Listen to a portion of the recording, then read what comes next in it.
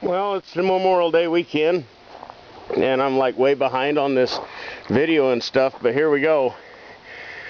Real quick, we got the cab off over the weekend, pulled the motor tranny, got it out, and as you can tell, we've already started getting close towards getting the frame, or getting everything mounted to the frame. There's a transmission that came out. My buddy still has not come to get it yet, so we're gonna have to call and get him on the stick. The cab's not mounted yet. The nice thing too is this thing had a doghouse cover in it, so hoorah, not having to cut the floor for the four-wheel drive lever or the gear shift. The aftermarket air conditioning kind of got busted up a little bit, but I figured something was going to break, and it's easy enough to fix. Not a big deal. Set it on the frame. We got the rear end's topped off. I got all the fluids done. We're ready to go there. The new e-brake cables, as I've said before, I've got to probably make something to fit between the Ford and this setup on the down here on for the connector for the two. But other than that, those are ready to go. I was able to get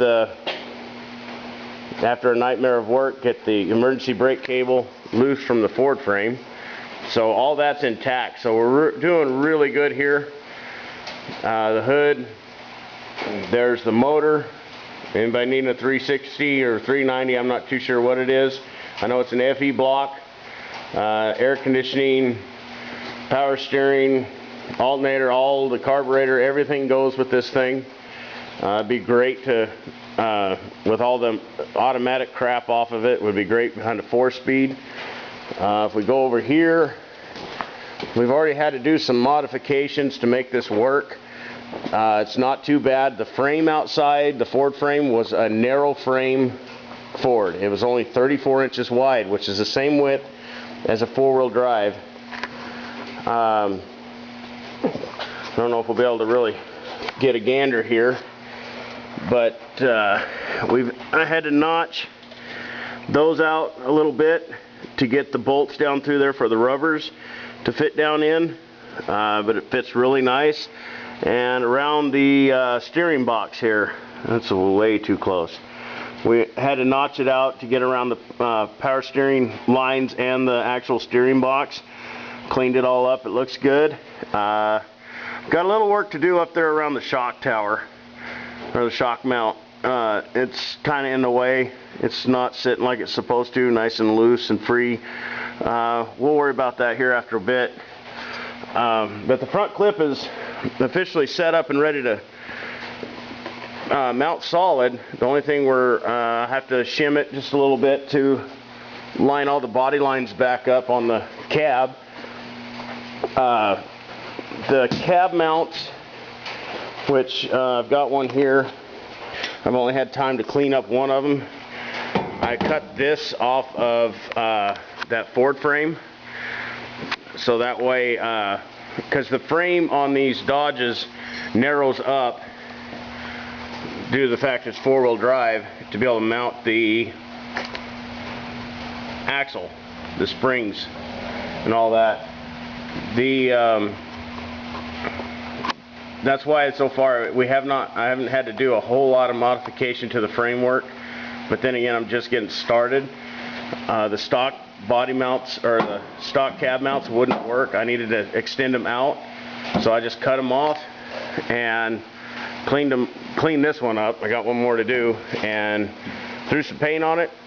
We'll grind off a little bit of paint and get ready to weld it onto the frame, and we'll get it all set up and ready to go. So I'm hoping by the end of today I will have my cab mounted, ready to go, at least on the front perches. The back ones are going to be a little bit more difficult because of the fact that Dodge mounted their stuff on the outside of the frame, and I don't know if I can do and move it to the inside.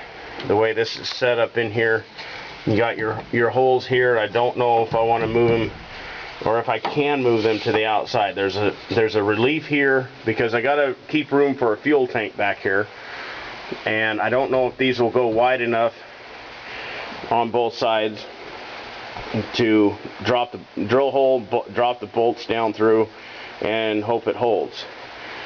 So it's going to take a little bit of work on the back end. A friend of mine told me, he said, well, why don't you just cut the one off the old frame? That frame is narrow. It's 34 inches. I'm missing 4 inches for back here behind the cab. It's 38 inches from side to side here. So we got a lot, you know, just a little bit of modification, some fab work to do, but maybe by the end of today we might have this cab mounted. I can start hooking up wires and hoses and get a column in it. And I still have the original column, but it's automatic. I don't want that in here. So we're going to try and maybe get this Dodge column to fit in there. I don't know if it'll work. I'm just going to play with it and see what happens. The guy that's getting the transmission is also getting this column, and I told him I wanted his just in case that one doesn't work. The only reason I want this one is because it's tilt column. That's the only reason I really want it. Other than that, that's where we're at. We're getting going here, and just going to keep on pounding away. Hopefully get some help out here and get this front clip back off so I can start mounting the cab. So hopefully any questions, comments, put them up there. I will be more than glad to answer anything you need. Another thing we got to move is the battery box. Excuse me. Not too sure if we're going to be if it's going to work or not. I'm going to try to run the Dodge condenser. We're going to take this out and get rid of this setup in here because this is completely on the wrong side. The hoses that are coming out over there, those are the air conditioning lines. My pump is over here, and I still have all the Dodge stock stuff in here. So it's just gonna be one of those trial by error things. I'm gonna have to have some hoses made. I already know that, but I've got enough for 2 systems. I want to run the Dodge condenser, and I'm still having to figure out how I'm gonna run the intercooler along with the condenser and a radiator. I got 3 items to put in there and not a lot of room to do it. I'm going to be running an electric fan for this thing instead of a power hugging manual fan off the engine. So we'll see what happens. Just play it by ear. And we'll chat with you later.